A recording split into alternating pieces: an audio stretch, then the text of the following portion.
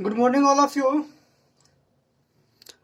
आप सभी को अपने चैनल पांडव सर पर स्वागत है। चलिए आज हम लोग शुरू करते हैं class tenth subject maths chapter quadratic equation द्विघात समीकरण, हिंदी में द्विघात समीकरण। तो हम लोग नया चैप्टर स्टार्ट करते हैं। इससे पहले हम लोग वास्तविक संख्या को समाप्त किए थे और बहुपद हम लोग पहले पढ़ चुके थे, दूसरा चैप्टर। और तीसरा आप लोग को बीच में बच गया क्या, दो चर वाले रैखिक समीकरण, तो इसको हम बाद में कराएंगे। आज हम लोग चौथा चैप्टर स्टार्ट किए हैं क्वाड्रेटिक इक्वेशन मतलब द्विघात समीकरण। तो एक बात आप लोग याद रखिएगा कि द्विघात समीकरण और बहुपद दोनों लगभग थोड़ा बहुत मिलता जुलता चीजें हैं। तो आज हम लोग पहले समझेंगे कि द्विघात समीकरण क्या होता है, उसके बाद हम इसके कैटेगरी टाइप के बारे में जानेंगे कि द्विघात समीकरण कितने टाइप के होते हैं, कितने प्रकार के होते हैं। फिर आगे हम क्वेश्चन सॉल्व करेंगे। बस आप लोग बने रहिए मेरे साथ। चलिए शुरुआत करते हैं विदाउट वेस्ट द टाइम। चलिए यहाँ देखिए, द्विघात, द्वि मतलब दो होता है, अघात मतलब, ध्यान से समझिएगा, द्वि मतलब दो और घात मतलब होता है पावर यानी सबसे ऊपर। समीकरण मतलब होता है कि उस क्वेश्चन में बराबर का चिन्ह दिया हो। द्वि मतलब दो, घात मतलब पावर, और उसके बाद समीकरण का मतलब कि प्रश्न में बराबर का चिन्ह दिया हो। तो द्विघात समीकरण का मतलब आप लोगों को क्लियर हो गया कि जिस किसी भी प्रश्न में चर राशि का अधिकतम पावर 2 हो उसे हम द्विघात समीकरण कहेंगे। क्लियर? क्या बोले? जिस किसी भी प्रश्न में चर राशि का अधिकतम पावर 2 हो उसे हम द्विघात समीकरण कहते हैं। क्लियर? अब आप लोग समझिए कि द्विघात समीकरण का फॉर्म क्या होता है, द्विघात समीकरण का रूप क्या होता है। तो हम ax² plus bx plus c equal to 0, इसको हम लोग कहते हैं द्विघात समीकरण का मानक रूप या व्यापक रूप। आप लोग लिखते चलिएगा, नोट बनाते चलिएगा। अगर आपको एग्जाम में 1 नंबर के क्वेश्चन में पूछ दे कि द्विघात समीकरण का मानक रूप या व्यापक रूप या सामान्य रूप बताइए क्या होता है, तो आप लोग को लिखना है ax² plus bx plus c equal to 0। कहेगा उदाहरण लिखने के लिए, तो हम इसको भी लिख सकते हैं। अगर कुछ बदलना हो तो देखिए यहाँ इसमें जो a b और c आया है क्या है, तो हम कहेंगे a b c, जहाँ ए बी सी कोई वास्तविक संख्या है, कोई वास्तविक संख्या है। तो आप लोग को वास्तविक संख्या से याद आ गया होगा, वास्तविक संख्या क्या होता है, परिमेय संख्या और अपरिमेय संख्या के समूह को वास्तविक संख्या कहते हैं। मतलब इस ए बी और सी के जगह पर कोई भी संख्या आ सकता है। जैसे एग्जाम्पल हम लोग लिख सकते हैं √3x² plus 4x plus 3 equal to 0। ये द्विघात समीकरण का उदाहरण हो गया। क्यों? क्योंकि इसमें चर राशि x का प्रयोग किए हैं और x का अधिकतम पावर 2 है, इसीलिए द्विघात समीकरण है। फिर से हम लोग एक बार रिपीट कर दे रहे हैं, आप समझ लीजिए। किसी भी प्रश्न में चर राशि का सबसे अधिक पावर जितना होगा उतना घात वाला समीकरण कहेंगे। ठीक है? मान चलिए अगर कोई क्वेश्चन है उसमें चर राशि का अधिकतम पावर 5 है तो हम कहेंगे यह 5 घातीय समीकरण है। अगर कोई क्वेश्चन है उसमें चर राशि का अधिकतम पावर 3 है तो हम कहेंगे त्रिघात समीकरण है। अगर कोई क्वेश्चन है उसमें अधिकतम चर राशि का अधिकतम पावर 10 है तो हम कहेंगे कि 10 घात वाला समीकरण है। ठीक उसी प्रकार कोई भी प्रश्न जिसमें चर राशि का अधिकतम पावर 2 हो तो हम उसको द्विघात समीकरण कहेंगे। तो इस प्रश्न में चर राशि x आया है और x का पावर क्या है, 2 है, तो ये हो गया द्विघात समीकरण। फिर आगे हम लोग देखते हैं, जैसे यहाँ लिखते हैं कि 5y² minus 2y plus 3 equal to 0। तो इसमें चर राशि आया है y, तो y का अधिकतम पावर क्या है, 2 है, तो हम कहेंगे द्विघात समीकरण है। आप लोग ध्यान से समझते चलिएगा, आपका कॉन्सेप्ट हमको क्लियर करना है। तो कहेंगे क्या है, द्विघात समीकरण है। आगे बढ़ते हैं, जैसे यहाँ लेते हैं 9p² minus 3p plus 2 equal to 0। तो इसमें चर राशि आया है p, तो p का अधिकतम पावर 2 है, इसलिए द्विघात समीकरण है। अच्छा, चर राशि बार बार बोल रहे हैं तो आप लोग एक बार याद दिला दें कि ABCD के किसी भी लेटर को हम लोग चर राशि कहते हैं। मूल रूप से XYZ आता है अधिकांश प्रश्न में, लेकिन आपको याद रखना है ABCD के किसी भी लेटर को हम लोग चर राशि कहते हैं। ठीक है। अच्छा, चर राशि की परिभाषा, तो वह मान जो बदलते रहता है उसको हम चर राशि कहते हैं। जैसे प्रश्न में p है तो p का मान निकालेंगे तो यहाँ कुछ और आएगा, इसी p को दूसरे प्रश्न में लगा देंगे और वहाँ p का मान निकालेंगे तो वहाँ p का मान कुछ और आएगा। मतलब मान आपस में क्या हो रहा है, बदल रहा है।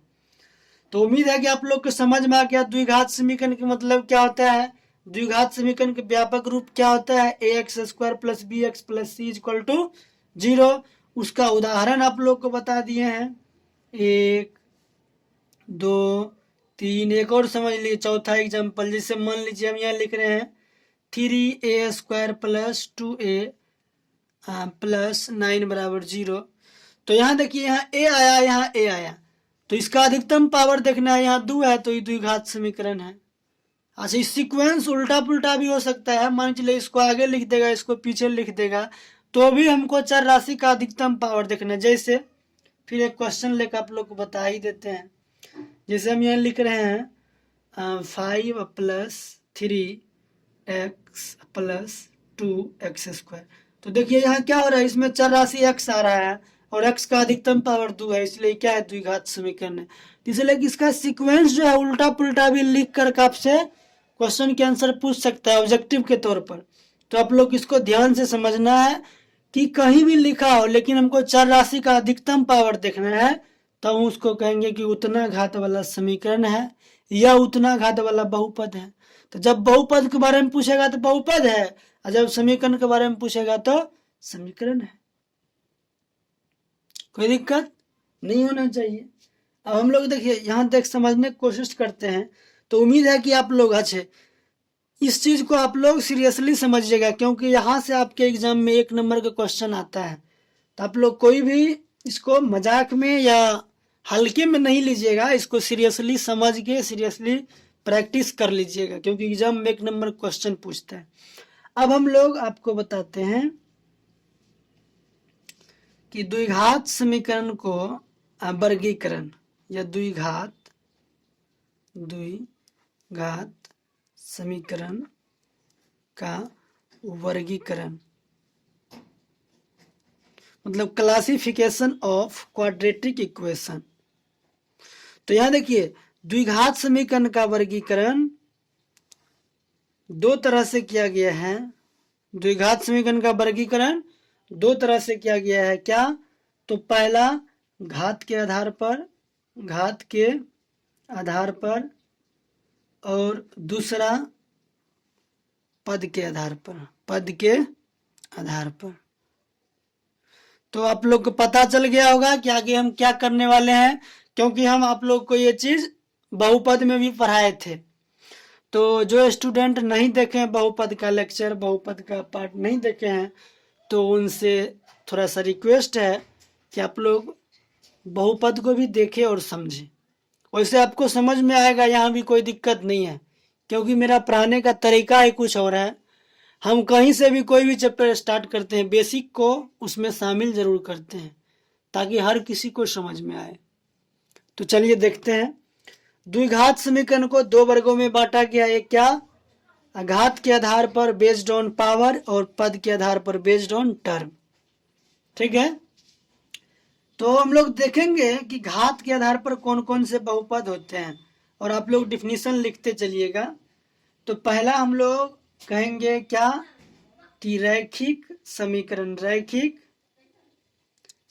देखिए बहुपद, ठीक है, और समीकरण दोनों में सेम प्रोसेस है। हम पहले ही बता चुके हैं कि कुछ मिलता जुलता चीज है, बस नाम बदल जाता है कि बहुपद पढ़ेंगे तो हम उसको बहुपद कहेंगे, और जब समीकरण पढ़ेंगे तो उसको हम समीकरण कहेंगे।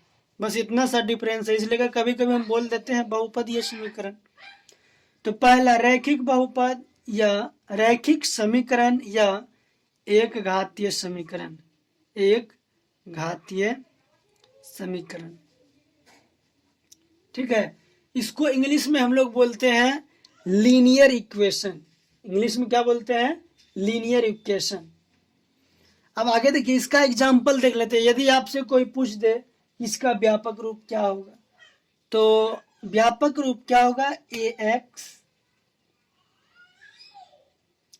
Plus b equal to 0। अब कहेगा सर कैसे? तो इसका मतलब समझिए, रैखिक का मतलब होता है कि कोई भी प्रश्न हो यदि उसमें चर राशि का प्रयोग किया गया है तो उसका अधिकतम पावर 1 होगा, तो हम उसको रैखिक समीकरण कहेंगे। लेट मी रिपीट, आप लोग ध्यान से सुनिए और इस बात को अपने कॉपी में नोट करते चलिए, क्योंकि हम पेज पर हर बात को नहीं लिखना चाहते, इसलिए करके अगर हम लिखना शुरू करें तो वीडियो लंबा हो जाएगा। ठीक है, इसलिए बहुत बात हम आप लोग को बोलते हैं, तो आप लोग वीडियो को रोक करके प्लीज लिख लिया कीजिए। फिर भी अगर आप लोग किसी प्रकार की कोई दिक्कत हो तो आप लोग हमको कमेंट के जरिए हमसे पूछ सकते हैं कि सर यहाँ एक बार फिर से बताने का कोशिश कीजिए, और आप लोग को रिप्लाई जरूर देंगे। चलिए, रैखिक मतलब कि किसी भी प्रश्न में चर राशि का अधिकतम पावर 1, और समीकरण का मतलब बराबर होगा, उसी का मतलब इसका दूसरा नाम है एक घातीय समीकरण। तो ये हो गया आपका मानक रूप या व्यापक रूप या सामान्य रूप। ठीक है, लेकिन अगर इसी का एग्जाम्पल, अच्छा एक बात आप लोग समझ लीजिए, मानक रूप या व्यापक रूप का मतलब होता है कि एबीसीडी के लेटर से ही हम प्रश्न को बनाते हैं, और एग्जाम्पल का मतलब होता है कि उसमें एबीसीडी का लेटर आता है और संख्या भी शामिल होता है। तो आज आप लोग को ये बात क्लियर हो गया कि मानक रूप और एग्जाम्पल में थोड़ा सा ही डिफरेंस है, कि जब भी हम मानक रूप लिखते हैं तो उसमें सारा का सारा एबीसीडी का लेटर प्रयोग होता है। उसमें हम किसी को संख्या मान लेते हैं और किसी को चर राशि मान लेते हैं, लेकिन जब भी एग्जाम्पल लिखते हैं तो एक चर राशि रहता है, बाकी सब संख्या। तो इसमें एक समझने की बात है कि ax प्लस बी बराबर 0, but a not equal to 0। a के बराबर 0 नहीं होना चाहिए। अगर a के बराबर 0 हो गया तब तो ये रैखिक समीकरण नहीं रहेगा, तब ये अचर समीकरण बन जाएगा। कोई दिक्कत नहीं होना चाहिए। एग्जाम्पल जिसे हम लोग यहाँ कहते हैं 3x, तो ये क्या है? रैखिक समीकरण है, 3x बराबर 0। जैसे हम यहाँ कह रहे हैं कि 2x माइनस 6 बराबर 0। क्यों? क्योंकि इसमें जो चर राशि आया है तो इसका अधिकतम पावर यहाँ 1 छिपा है। आप लोग समझिएगा, यहाँ 1 छिपा हुआ है किसी भी चर राशि के। अब यहाँ एक पॉइंट और आप लोग एक बार हम रिपीट करा दें। मान लीजिए x है, तो इसके आगे प्लस और इसके आगे 1 और इसके पावर में 1, ये हर चीज क्या होता है? छिपा रहता है। प्लस चिन्ह, आगे 1 गुणांक में और पावर में 1, और एक चीज और बट्टा में 1, तो ये सभी चीज क्या होता है? छिपा रहता है। आप लोग याद रखिएगा, किसी भी चर राशि के आगे प्लस चिन्ह और 1 और पावर में 1 और बाई में 1, ये चीज छिपा रहता है। क्लियर? एग्जाम्पल 2x माइनस 6 बराबर 0। कुछ और ले लीजिए, जैसे हम यहाँ कहें 3y प्लस 5 बराबर 0, क्योंकि इसमें चर राशि y आया और y की पावर 1 छिपा है, मतलब रैखिक समीकरण है। फिर हम यहाँ कहेंगे 2p माइनस 3 बराबर 0, इसमें चर राशि p आया और p की पावर 1 छिपा है, तो ये हो गया रैखिक समीकरण। आगे हम लोग बात करेंगे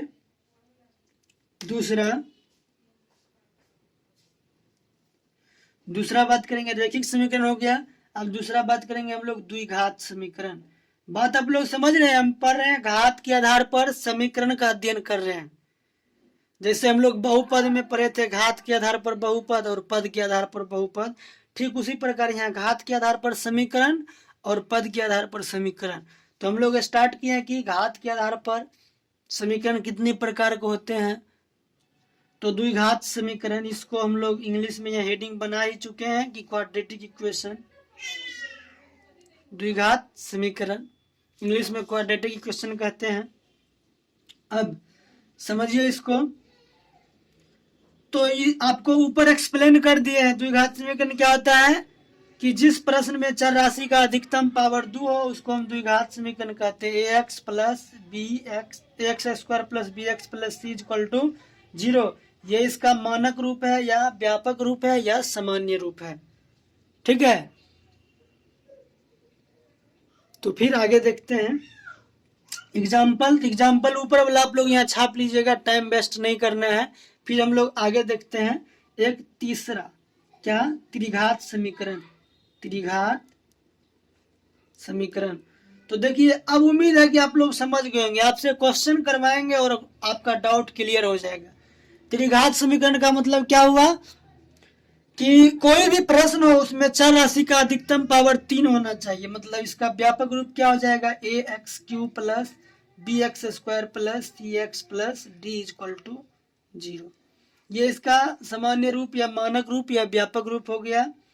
और उसी प्रकार अगर आपको कहेगा चतुर्थ घातीय समीकरण, क्या, चतुर्थ घातीय समीकरण, तो क्या लिखना है, तो जितना कह रहा है उतना से आप पावर को स्टार्ट कीजिए। ax का पावर 4 प्लस bx का पावर 3 प्लस cx की power q plus x² plus dx plus e equal to 0। तो ये हो गया आपका चतुर्थ घातीय समीकरण। क्या हुआ, चतुर्थ घातीय समीकरण। तो उम्मीद है कि आप लोग का यहाँ एक पॉइंट और आप लोग की इसमें सब में याद रखना है कि यहाँ जिस तरह a चर राशि के आगे वाले नॉट इक्वल टू 0, तो यहाँ भी a नॉट इक्वल टू 0। अगर ये 0 हो गया तो ये टर्म मेरा समाप्त हो जाएगा, तो यहाँ से बचेगा तो फिर ही हो जाएगा रैखिक समीकरण। आप लोग इस बात को समझने की कोशिश कीजिए, किसी भी प्रश्न में चर राशि का जो अधिकतम पावर है उसका गुणांक कभी भी 0 नहीं होना चाहिए, क्योंकि अगर उसका गुणांक 0 हो गया तो वो समीकरण का नाम बदल जाएगा। मतलब जितना समीकरण था वो नाम उसका नहीं रहेगा। जैसे अगर हम यहाँ a बराबर 0 कर दे तो ये द्विघात समीकरण पहले था, लेकिन अगर a बराबर 0 हो जाए तो द्विघात समीकरण नहीं रहेगा। क्यों नहीं रहेगा, समझिए, यहाँ 0 से उसमें गुना करेंगे तो 0 हो जाएगा, तो यहाँ बचेगा क्या, bx प्लस c। देखिए पहले ही द्विघात था और इस a को केवल 0 कर दिए तो इसका मान बदल गया और यह द्विघात से बन गया रैखिक समीकरण। क्यों, क्योंकि इसमें जो चर राशि का प्रयोग किया उसका अधिकतम पावर 1 है। तो उम्मीद है कि आप लोग को समझ में आ रहा होगा कि हम क्या कहना चाह रहे हैं, आप लोग को क्या समझाना चाह रहे हैं। उसी प्रकार इस त्रिघात समीकरण में जो अधिकतम पावर है उसका गुणांक 0 नहीं होना चाहिए, क्योंकि अगर वो 0 हो जाएगा तो फिर समीकरण का नाम बदल जाएगा। फिर यहाँ चतुर्थ घातीय समीकरण, तो a नॉट इक्वल टू 0। इसमें एक चीज और आप लोग समझ लीजिए, क्या, अचर पद या शून्य घात वाला समीकरण, ऐसे समझिए, क्या, शून्य घात वाला समीकरण, शून्य घात वाला समीकरण। तो शून्य घात का मतलब होता है कि कोई भी प्रश्न है उसमें केवल संख्या का प्रयोग किया गया है किसी चर राशि का। जैसे 5, तो क्या है, इसका पावर कुछ नहीं है, तो x के पावर 0 है, y के पावर 0 है, तो हम कहेंगे इसका घात क्या है, 0 है। जैसे यहाँ हो गया 6, तो इसका घात क्या है, 0 है, क्योंकि इसमें कोई चर राशि नहीं आया इसलिए इसका पावर 0 है। मान चलिए अगर हम यहाँ लिख दे x के पावर 0, तो इसमें कोई दिक्कत नहीं है, क्योंकि किसी भी चीज का पावर 0 मतलब उसका मान 1 होता है। अब फिर 6 से 1 में गुना करेंगे तो 1 आएगा, तो मान में कोई प्रभाव नहीं पड़ा, इसलिए शून्य घात वाला समीकरण है। क्लियर। तो उम्मीद है कि आप लोग को समझ में आ गया होगा कि पद के आधार पर, घात के आधार पर समीकरण कौन सा होता है। अब हम लोग आगे जानने की कोशिश करेंगे पद के आधार पर। पद के आधार पर हम लोग अब पढ़ेंगे कि समीकरण कितने प्रकार। अच्छा एक बात और, इसमें आपको आगे भी ले जाया जा सकता है। जैसे आपको कह सकता है कि पंचघातीय समीकरण, 6 घात वाला समीकरण। तो कुछ नहीं करना है, जितना घात वाला समीकरण पूछेगा तो उतना से हम लोग लिखना स्टार्ट करेंगे और 0 तक चले जाएंगे। आप लोग को क्वेश्चन करवाएंगे, आप लोग पेशेंस बनाइए रहिएगा, घबराइएगा नहीं, ठीक है। तो अब हम लोग जरा सा पढ़ ले इसके, क्या, पद के आधार पर, पद के आधार पर कि समीकरण कितने प्रकार के होते हैं।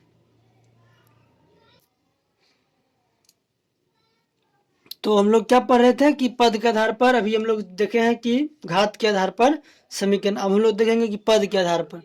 तो पद के आधार पर सबसे पहले हम बात करेंगे क्या, एक पदी बहुपद। क्या, एक पदी समीकरण, यानी जब बहुपद पढ़ेंगे तो इसी को कहेंगे एक पदी बहुपद। हम लोग यहाँ समीकरण पढ़ रहे थे, यहाँ कहेंगे एक पदी समीकरण।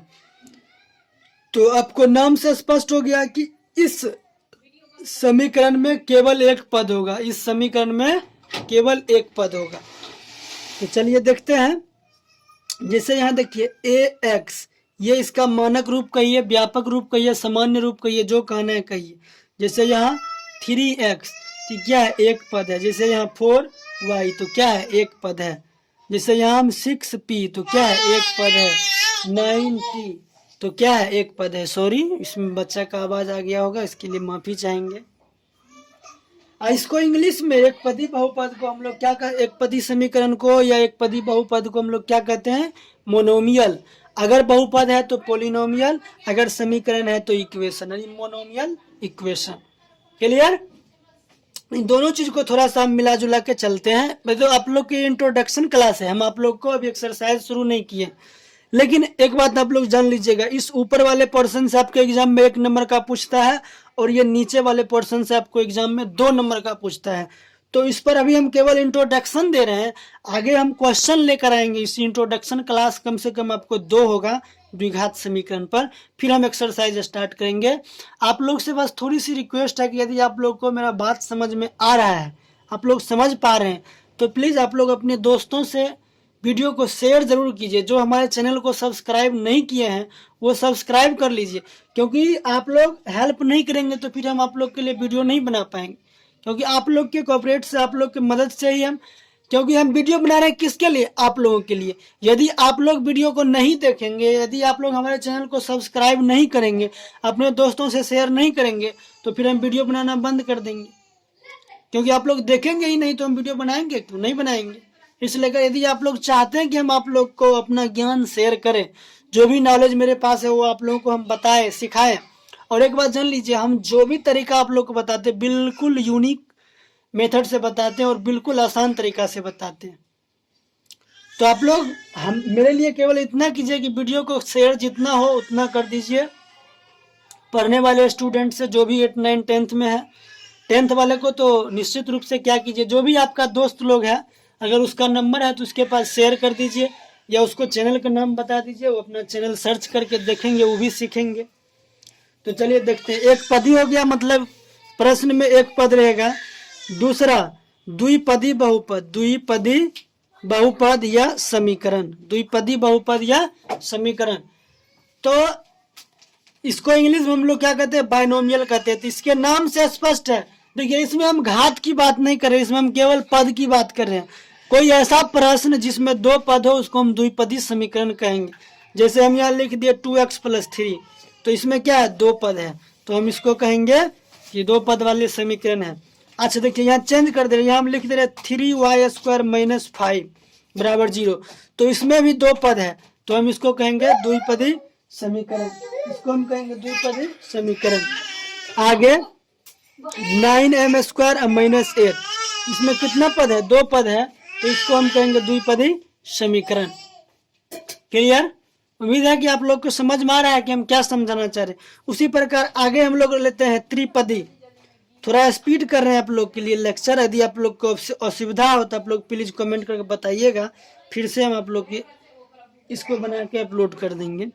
त्रिपदी समीकरण, इसको इंग्लिश में कहते हैं ट्राइनोमियल इक्वेशन। आगे लिख लीजिएगा समीकरण।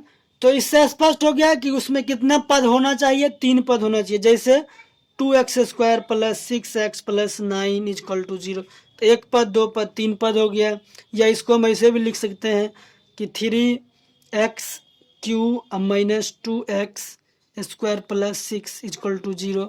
नहीं, कुछ भी हो, लेकिन उसमें हम लोग गिनती करें तो 3 पद आना चाहिए, 1, 2, 3।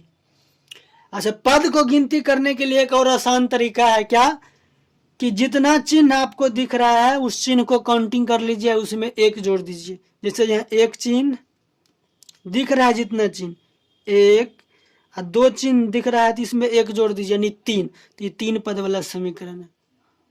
समझ रहे? सबसे बेस्ट जगह काउंटिंग कर लीजिए, 1 पद, 2 पद, 3 पद, 1 पद, 2 पद, 3 पद। तो उम्मीद है कि आप लोग को ये चीज समझ में आ गया होगा कि मतलब एक घात के आधार पर समीकरण क्या होता है और पद के आधार पर समीकरण क्या होता है। तो वीडियो थोड़ा लंबा हो गया, आप लोग प्लीज़ पेशेंस बना के देखिएगा। फिर हम नेक्स्ट क्लास में आप लोगों से मिलेंगे और घात के आधार पर और पद के आधार पर हम क्वेश्चन को डिस्कशन करेंगे। आप लोग मेरे साथ बने रहिए, हर चीज़ हर डाउट आप लोग को क्लियर करा देंगे। और एक बात जान लीजिए, मेरा जो भी स्टूडेंट है उनको शायद मेरे लेक्चर देखने के बाद कोई प्रॉब्लम नहीं फंसता है, जिसके वजह से वो हमें कमेंट करके कुछ भी नहीं बताते हैं। लेकिन आप लोग कुछ ना कुछ कमेंट करके ज़रूर बताइए कि वीडियो क्या था, कैसा लगा आप लोग को, अच्छा लगा कि खराब लगा, आपको आगे किस चैप्टर का वीडियो चाहिए। कमेंट करते रहिए, बताते रहिए, लाइक कीजिए ताकि मेरा भी हौसला ऊपर रहे और आप लोग के लिए हम मेहनत करते रहें, ठीक है। क्योंकि हम आप लोगों से कोई चार्ज नहीं ले रहे हैं, तो आप लोग प्लीज़ इतना काम मेरे लिए कीजिए ताकि हम आप लोग के लिए, हम बोले हैं कि हर चैप्टर आप लोग को क्लियर कराएंगे। तो हर चैप्टर क्लियर आप लोग को तभी करा पाएंगे जब आप लोग मेरा साथ दीजिएगा। तो नेक्स्ट क्लास में हम मिलेंगे, इसके साथ इसके क्वेश्चन को डिस्कशन करेंगे, थोड़ा इसको रिपीट कर देंगे, एक बार रिविजन करा देंगे। Thank you watching this video. Bye, see you next class with घात के आधार पर और पद के आधार पर।